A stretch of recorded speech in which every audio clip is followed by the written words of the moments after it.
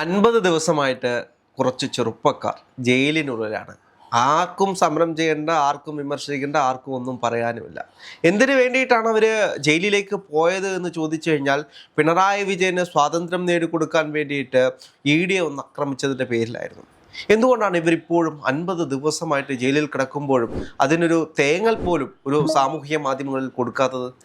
സമൂഹ മാധ്യമങ്ങൾ തേങ്ങയില്ലെങ്കിലും CPM-ൻ്റെ സൈബർ വിഭാഗം അനങ്ങാതിരുന്നാലും നിയമത്തിൻ്റെ വഴിക്ക് തന്നെ പോകും. 50 250 ദിവസമായാലും ഇവർ പുറത്തിറങ്ങുന്ന കാര്യം സംശയമാണ് എന്നുള്ളത് രാജ്യത്ത് നിലനിൽക്കുന്ന വിവിധങ്ങളായ കേസുകളിലെ അന്വേഷണ പരമ്പരകളുടെ ചരിത്രം പരിശോധിക്കുമ്പോൾ നമുക്ക് മനസ്സിലാവും. ED ആക്രമിക്കുക, ED യാത്ര ചെയ്യുന്ന ഉദ്യോഗസ്ഥർ യാത്ര ചെയ്യുന്ന വാഹനം തല്ലി തകർക്കുക, അതുപോലെ തന്നെ അവരുടെ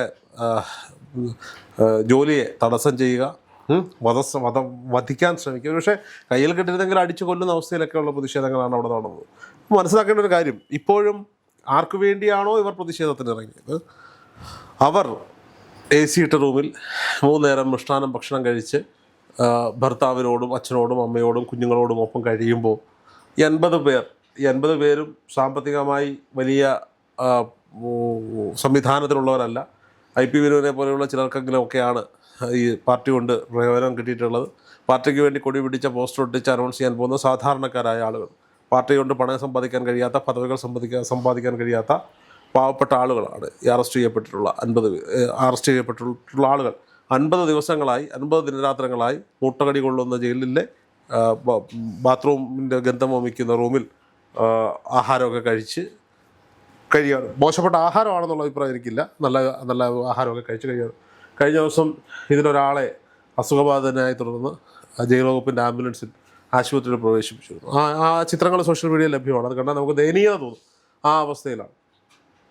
നമുക്ക് ഈ വിഷയത്തിൽ ബഹുമാനായ പ്രതിപക്ഷ നേതാവെങ്കിലും ഒരക്ഷരം ഫേസ്ബുക്കിലെങ്കിലും നിങ്ങൾ കുറിക്കണം.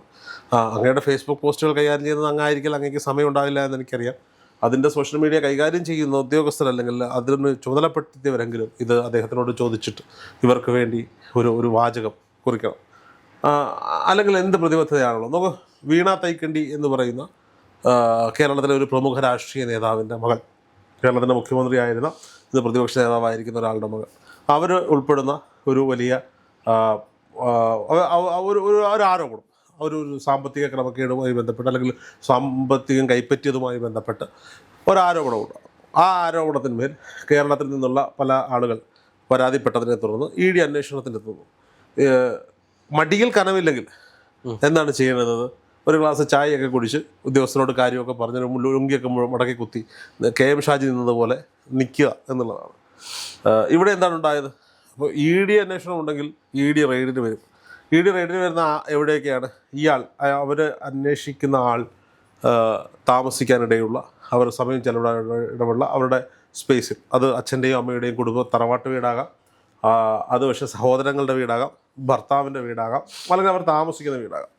സ്വാഭാവികമായും ഇവിടെയൊക്കെ ഒരേ സമയം ആണ് റെയ്ഡ് നടക്കുക. ഇതാദ്യമായിട്ടാണോ റെയ്ഡ് നടക്കുന്നത്? എത്രയോ രാഷ്ട്രീയക്കാരുടെയൊക്കെ വീടുകളിൽ റെയ്ഡ് നടത്തിയിട്ടുണ്ട്. ഇതൊരു രാഷ്ട്രീയക്കാരൻ്റെ വീടായിപ്പോയത്, പിണറായി വിജയൻ്റെ വീടായിപ്പോയത് EDക്കൊന്നും ചെയ്യാൻ സാധിക്കില്ല. അവരന്വേഷിച്ചു വന്നത് എക്സാലോജിക് എന്ന് പറയുന്ന കമ്പനിയുടെ ഉടമസ്ഥയായ വീണ തൈക്കണ്ടിയാണ്. വീണ തൈക്കണ്ടി കേരളത്തിലെ ഒരു മുഖ്യമന്ത്രിയുടെ മകളും, അന്നത്തെ പഴയ മുഖ്യമന്ത്രിയുടെ മകളും ഒരു മന്ത്രിയുടെ ഭാര്യയുമായി പോയതിന് ED എന്ത് ചെയ്യാൻ പറ്റും? സ്വാഭാവികമായിട്ടും അവിടെ പ്രക്ഷോഭം ഉണ്ടാകുന്നു. എങ്കിലും കേരള പോലീസ് മാന്യമായി, അവിടെയും കേരള പോലീസിൻ്റെ ഒരു ഇടതുപക്ഷ സ്നേഹം നമുക്ക് കാണാൻ സാധിക്കും. രമേശ് ചെന്നിത്തലയുടെ പോലീസ് എന്ന് പറയാമെങ്കിലും പ്രമുഖന്മാരായ എത്രയോ നേതാക്കന്മാരുണ്ടായിരുന്നു ഇതിന് നേതൃത്വം കൊടുക്കാൻ. അവരുടെ ആരുടെയെങ്കിലും പേരിൽ ഒരു പെറ്റി കേസ് പോലും എടുത്തിട്ടില്ല. അപ്പം സാധാരണക്കാരായ ആളുകൾ മനസ്സിലാക്കുക, അന്യൻ വിയർക്കുന്ന കാശ് കൊണ്ട് മൃഷ്ടാനം വിഴുങ്ങി ബെൻസേലും കോണ്ടസേലും കയറി നടക്കുന്ന ഇജാതി വർഗമുണ്ടല്ലോ. അപ്പോൾ പണ്ട് സോമൻ പറഞ്ഞ ഡയലോഗ് ആണെങ്കിൽ പോലും ഇപ്പൻ പാപ്പച്ചി അല്ലല്ലോ, ഈപ്പച്ച മുതലാളി പറഞ്ഞ വാചകമാണെങ്കിലും അത് നിങ്ങൾ മനസ്സിലാക്കണം. ഇവരാരും ഇതേവരെ ഒരു തൊഴിലും എടുത്തതായിട്ട് അറിയില്ല. ഇപ്പം VS അച്യുതാനന്ദനെ കുറിച്ച് പറയുകയാണെങ്കിൽ അദ്ദേഹം പഴയ തുന്നൽ തൊഴിലാളിയായിരുന്നു. അവിടെ നിന്നാണ് ഇടതുപക്ഷ രാഷ്ട്രീയ പ്രസ്ഥാനത്തിലേക്ക് കടന്നത്. VD സതീശനെ പറ്റി പറയുകയാണെങ്കിൽ അദ്ദേഹം പഴയ വക്കീലായിരുന്നു. പിന്നെ ഈ ഇടതുപക്ഷ സൈബിടങ്ങൾ തന്നെ ഇങ്ങനെ അദ്ദേഹത്തെക്കുറിച്ചും പഴയ MLM ബിസിനസ്സുകാരനാണെന്നൊക്കെ പറയാറുണ്ട്. ഒരു കാലത്ത് MLM ഒക്കെ ഇവിടെ വലിയ സജീവമായിരുന്ന കാലത്ത് ഒരു പക്ഷേ ചെയ്തിട്ടുണ്ടാവും, സൈഡ് വരുമാനത്തിന് വേണ്ടി ചെയ്തിട്ടുണ്ടാവും. ഈ മുഹമ്മദ് റിയാസും പിണറായി വിജയനും എടുത്തിട്ടുള്ളൊരു പണി പറയാമോ? നാളെ രാഷ്ട്രീയത്തിൽ നിന്ന് പിണറായി വിജയനെ വിടും, അദ്ദേഹം അന്ത്യവയോധികനായി മാറി. മുഹമ്മദ് റിയാസ് നാളെ രാഷ്ട്രീയത്തിൽ നിന്ന് ജാമ്യം അവധി എടുക്കുകയാണ്. മുഹമ്മദ് റിയാസ് എന്ത് തൊഴിലെടുത്ത് ജീവിക്കും? പറ, എന്ത് തൊഴിലെടുത്ത് ജീവിക്കും? മുൻ മുഖ്യമന്ത്രിയായിരുന്ന ഇപ്പോഴത്തെ പ്രതിപക്ഷ നേതാവായിരുന്ന അദ്ദേഹത്തിന്റെ മകളെ വിവാഹം കഴിച്ചല്ലോ. ഈ കുടുംബസ്വത്തൊക്കെ ഉണ്ടായതുകൊണ്ട് ജീവിച്ചു പോവാ. ഞാൻ ചോദിക്കുന്നത് അതല്ല. ഇതൊക്കെ ഈ രാഷ്ട്രീയത്തിൽ നിന്ന് ഉണ്ടാക്കിയ ഒന്നും വേണ്ട. വലിയ ധാർമ്മികത പ്രസംഗിക്കുന്നവരാണല്ലോ ഇവരങ്ങ് പിന്നെ രാജിവെക്കുകയാണ്. പൂർണ്ണമായി രാഷ്ട്രീയത്തിൽ നിന്ന് മാറി നിൽക്കുകയാണ്. എന്ത് ജോലി എടുത്ത് ഇവർ ജീവിക്കും? ഇവരെയൊക്കെ പേരിന്റെ മുന്നിൽ അഡ്വക്കേറ്റ് എന്ന് കൂട്ടിച്ചേർത്തിട്ടുണ്ടല്ലോ. ഏതെങ്കിലും കോടതിയിൽ ഒരു കോട്ട് കിട്ടവർ പോയിട്ടുണ്ടോ? ഇല്ല. സ്വാഭാവികമായിട്ട് അവർ ചെയ്യാൻ പോകുന്നത് ഇപ്പോൾ വീണ തൈക്കണ്ടി എങ്ങനെയാണോ എക്സാലോജി കമ്പനി ഉണ്ടാക്കിയത് അമ്മയുടെ പെൻഷൻ കാശ് കൊണ്ടാണ്. അപ്പോൾ അമ്മയുടെ അച്ഛൻ്റെ പെൻഷൻ കാശ് കൊണ്ട് ഒരു 2 നില ബിൽഡിംഗ് കിട്ടി, അതിൽ കച്ചവടം ചെയ്ത് അദ്ദേഹത്തിന് ജീവിക്കാം. അല്ലെങ്കിൽ പിന്നെ അദ്ദേഹത്തിന്റെ അച്ഛൻ IPS ഉദ്യോഗസ്ഥനായിരുന്നു, അദ്ദേഹത്തിന്റെ പെൻഷനുണ്ട്, ഭാര്യയ്ക്ക് എക്സാലോജി കമ്പനി ഉണ്ട്, അവരൊക്കെ സഹായിച്ച് ജീവിക്കാൻ പറ്റും. ഞാൻ പറഞ്ഞു വന്നതിന്റെ ഉദാഹരണം ഞാൻ അദ്ദേഹത്തെ കളിയാക്കാൻ വേണ്ടി പറഞ്ഞതല്ല. ഞാൻ പറഞ്ഞു വന്നത് ഇവർക്കാർക്കും മറ്റേ അന്യന്റെ വിയർപ്പിന്റെ വില കൊണ്ട് ജീവിക്കാൻ, ഇവർക്കൊക്കെ പാർട്ടി ശമ്പളത്തിലും പാർട്ടി സംവിധാനത്തിലും പിരിവെടുത്തൊക്കെ ജീവിക്കാൻ സുഖിച്ചു പോയ ആളുകളാണ്. ഇവർക്കൊക്കെ വേണ്ടിയിട്ടാണ് ഈ 50 ദിനരാത്രങ്ങൾ ഒരു കൂട്ടം ചെറുപ്പക്കാർ ജയിലിൽ കിടക്കുന്നത് എന്നുള്ളതാണ് അവരുടെ കുടുംബം മനസ്സിലാക്കുന്നത്. ഈ നാട്ടിലുള്ള അത് ഞാൻ CPM മാത്രമല്ല പറയുന്നത്, ഞാൻ കോൺഗ്രസിൻ്റെയും BJPയുടെയും. നിങ്ങൾ പാർട്ടിയുടെ പ്രസ്ഥാനത്തിന് വേണ്ടി തല്ലുകൊണ്ട്, പ്രസ്ഥാനത്തിൻ്റെ ആദർശങ്ങൾ, കമ്മ്യൂണിസ്റ്റ് പ്രസ്ഥാനങ്ങളുടെ, കോൺഗ്രസ് പ്രസ്ഥാനങ്ങളുടെ, സംഘപരിവാർ പ്രസ്ഥാനങ്ങളുടെ ആദർശങ്ങൾക്ക് വേണ്ടി നിങ്ങൾ തല്ലുകൊണ്ടോ? അത് നിങ്ങളുടെ ഇഷ്ടമാണ്, നിങ്ങളുടെ ചോയ്സാണ്. നിങ്ങൾ ഉറച്ചു വിശ്വസിക്കുന്ന രാഷ്ട്രീയ പ്രത്യയശാസ്ത്രങ്ങൾ ഉറക്കം വിളിച്ചു പറഞ്ഞതിൻ്റെ പേരിൽ തല്ലുകൊണ്ടോ നിങ്ങൾ ജയിൽവാസം അനുഭവിക്കൂ. ഈവൻ രാഹുലിൻ്റെ പേരിൽ പോലും കേസുണ്ടാവില്ല ഇല്ലേ? KSUവും യൂത്ത് കോൺഗ്രസും കളിച്ചതിൻ്റെ കേസ് ഉണ്ടാവില്ലേ? ഉണ്ടാവും. അതൊക്കെ സർവ്വസാധാരണമായി ഉണ്ടാകാവുന്ന കാര്യങ്ങളാണ്. അതിനുവേണ്ടി നിങ്ങൾ കേസ് അടി കൊണ്ടുകൊടുക്കുക. ഒരു മാന്യതയുണ്ട്. എത്രയോ ധീരരായ വനിതകളും പുരുഷന്മാരും കുട്ടികളും തല്ലുകൊണ്ട് ജയിലിൽ പോയിരിക്കുന്നു രാഷ്ട്രീയ പ്രസ്ഥാനത്തിന് വേണ്ടി. അഴിമതി കേസിൽ അല്ലെങ്കിൽ ED അന്വേഷണത്തിൽ നിങ്ങളുടെ നേതാവിൻ്റെ മകനോ മകളോ വരുമ്പോൾ അവരെ സംരക്ഷിക്കാൻ വേണ്ടി പോയിട്ട് ജയിലിൽ പോകുന്നതിൻ്റെ രാഷ്ട്രീയ സന്ദേശമുണ്ടാണ്. നാളെ നിങ്ങൾക്ക് വീട്ടിൽ കൊച്ചു മക്കളുണ്ടാവില്ലോ ഇല്ലേ? ആ കൊച്ചുങ്ങളുടെ ബാല്യത്തിൽ അവർക്ക് കിട്ടേണ്ടുന്ന 50 ദിവസങ്ങളല്ലേ പോയത് അല്ലേ? തീർച്ചയായിട്ടും 50 അല്ലല്ലോ, 50 നിൽക്കാൻ പോകുന്നില്ലല്ലോ. പക്ഷെ അതിലും സ്വാഭാവികമായിട്ട് ആ കുട്ടി വളർന്നു വരുമ്പോൾ ഒരു 18 വയസ്സൊക്കെ അതിൻ്റെ ഒരു രാഷ്ട്രീയ ബോധം ഉണ്ടാകുമ്പോൾ ചോദിക്കും, അച്ഛൻ എന്തിനായിരുന്നു പണ്ട് ജയിൽവാസം അനുഷ്ഠിച്ചത്? അപ്പോൾ എന്താ പറയാൻ പറ്റുക? ഞാൻ മോനെ ഇവിടുത്തെ സംഘപരിവാർ ശക്തികൾക്കെതിരെ, ഇവിടുത്തെ വലതുപക്ഷ കപട രാഷ്ട്രീയ മുന്നണിക്കെതിരെ നെഞ്ചുവിരിച്ച് സമരം ചെയ്ത് വിരിമാറ് കാട്ടിക്കൊടുത്ത് അറസ്റ്റ് വരിച്ച് ജയിലിൽ പോയി. അല്ലല്ലോ. എക്സാലോജിക് എന്ന് പറയുന്ന ഒരു കമ്പനിയുടെ മുതലാളിയുടെ പേര് ഒരു ED അന്വേഷണം വന്നപ്പോൾ അവരെ സംരക്ഷിക്കാൻ വേണ്ടി. അപ്പോൾ നിങ്ങൾ എന്ത് സന്ദേശമാണ് ആ കുട്ടിക്ക് കൊടുക്കാൻ പോകുന്നത്? എന്ത് രാഷ്ട്രീയ സന്ദേശമാണ് ഇവർ കുട്ടിക്ക് കൊടുക്കാൻ പോകുന്നത്? നമ്മൾ മനസ്സിലാക്കേണ്ട കാര്യമാണ്. അല്ല, അവിടെയും മറ്റൊരു അച്ഛനെ നമുക്ക് ഓർമ്മ വരും. ഇപ്പോൾ ഇത് എൻ്റെ മകനില്ലാത്ത ആദ്യത്തെ പെരുന്നാളാണ് എന്ന് പറഞ്ഞ് ഫേസ്ബുക്കിൽ വികാരധീരനായിട്ട് കുറിച്ചൊരു അച്ഛനുണ്ട്. അടുത്ത പെരുന്നാളിനും മകൻ. എനിക്ക് ആ അച്ഛനെയല്ല ഓർമ്മ വരുന്നത്. എനിക്ക് വേറൊരു അച്ഛനെ ഓർമ്മ വരുന്നത്. മരണപ്പെട്ടു പോയൊരച്ഛൻ.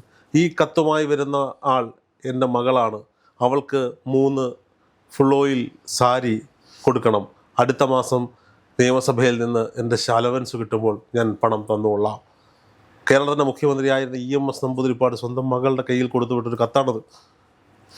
മനസ്സിലാവുന്നുണ്ടോ? അവിടെയാണിന്ന് 10 വർഷക്കാലം കേരളത്തിൻ്റെ മുഖ്യമന്ത്രിയായിരുന്ന ഒരാളുടെ മകളെ അനധികൃത സ്വത്ത് സമ്പാദന കേസിൽ ED അന്വേഷണം പറയുന്നത്. അവർക്ക് വേണ്ടിയിട്ട് ആ കമ്മ്യൂണിസ്റ്റ് പ്രസ്ഥാനം, ആ EMSൻ്റെയും ആ നയനാരുടെയും ആ VS അച്യുതാനന്ദൻ്റെയും ഒക്കെ കമ്മ്യൂണിസ്റ്റ് പ്രസ്ഥാനം, കോടിയേരി ബാലകൃഷ്ണൻ്റെ കമ്മ്യൂണിസ്റ്റ് പ്രസ്ഥാനം അവർക്ക് പൊതിഞ്ഞ സംരക്ഷണം ഒരുക്കുന്നു.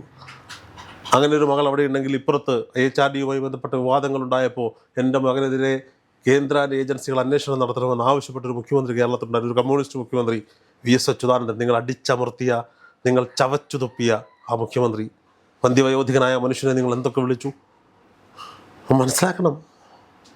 മക്കളുടെ പേരിൽ ആരോപണങ്ങൾ വന്നപ്പോൾ, മക്കളുടെ പേരിൽ ഈ ലഹരി മരുന്ന് കേസും കള്ളപ്പണ കേസും ഒക്കെ വന്നപ്പോൾ, ED അന്വേഷണം വന്നപ്പോൾ പാർട്ടിയുടെ ഉത്തരവാദിത്തങ്ങളിൽ നിന്ന് മാറി നിന്നുകൊണ്ട് അത് വ്യക്തിപരമായ കാര്യങ്ങളാണത്, അവരുടെ നിരപരാധിത്വം തെളിയിക്കട്ടെ എന്ന് പറഞ്ഞുകൊണ്ട് അതുവരെ ഞാൻ പാർട്ടിയുടെ ഉത്തരവാദിത്തങ്ങളിൽ നിന്ന് മാറി നിൽക്കുന്നു എന്ന് പറഞ്ഞൊരു കമ്മ്യൂണിസ്റ്റ് നേതാവ് ഇന്നിൻ്റെ കാലത്തും ജീവിച്ചിരുന്നേ. കുറച്ചു കാലം മുമ്പ് മരണപ്പെട്ട പേര് കോടിയേരി ബാലകൃഷ്ണ. ഇവിടെ എന്താ ഉണ്ടാവടെ? ഈ കൈകൾ ശുദ്ധമാണ് കേട്ടോ, ശുദ്ധമായത് കൊണ്ടാണ് ശുദ്ധമായതെന്ന് പറയുന്നതെന്ന് കേട്ടോ, മടിയിൽ കനമില്ല എന്ന് പറയുമ്പോഴും നിങ്ങളുടെ മടിയിൽ കനമുണ്ട് സാർ, നിങ്ങളുടെ മടിയിൽ കനമുണ്ട്, നിങ്ങളുടെ കരങ്ങൾ ശുദ്ധമല്ല. അല്ലെങ്കിൽ പിന്നെ നിങ്ങൾ എന്തിനാണ്, ആരെയാണ് ഈ ഭയക്കുന്നത്? KM ഷാജി നിന്നതുപോലെ നെഞ്ചു വിരിച്ചു നിന്നുകൊണ്ട് പുറത്തിറക്കി നിന്നുകൊണ്ട് അവരന്വേഷിക്കട്ടെ, കാണാലോ എന്ന് പറയാനുള്ള ആർജവം ആർജവമുള്ള ആൾ തന്നെയാണ് പിണറായി വിജയൻ. പക്ഷെ പിണറായി വിജയൻ്റെ ഉള്ളിൽ വിങ്ങുന്ന ഒരു ഭയം, അത് വല്ലാതെ അദ്ദേഹത്തിൻ്റെ ശരീരഭാഷയിലും അദ്ദേഹത്തിൻ്റെ ശബ്ദത്തിലുമൊക്കെയുണ്ട്. ആ ഭയത്തെ സംരക്ഷിക്കാൻ അദ്ദേഹത്തിൻ്റെ മകളുടെ പേരിലെടുത്തിട്ടുള്ള കേസിനെ സംരക്ഷിക്കാൻ വേണ്ടി ജയിലിൽ കിടക്കുന്ന ഇവൻ്റെ ഈ സഖാക്കന്മാരെ എന്താണ് നമ്മൾ വിളിക്കേണ്ടത്?